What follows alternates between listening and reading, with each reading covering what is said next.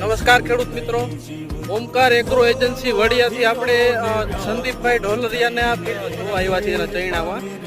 સંદીપભાઈ આપણને 10-11 દિવસ પહેલા એના ચૈણામાં વિઝિટ કરવા માટે બોલાવ્યા હતા અને ત્યારે આપણે એની ફિલ્ડ ઉપર ફિલ્ડ વિઝિટ કરી અને આપણે એને ડોઝ આપેલો હતો. ફરી આપણે 11 દિવસે એના ચૈણાની વિઝિટ કરવા આવ્યા છીએ. તો સંદીપભાઈને આપણે પૂછીએ કે 11 દિવસ થયા તો કેવી રિકવરી આવી છે અને કઈ રીતનું રિઝલ્ટ મળ્યું છે.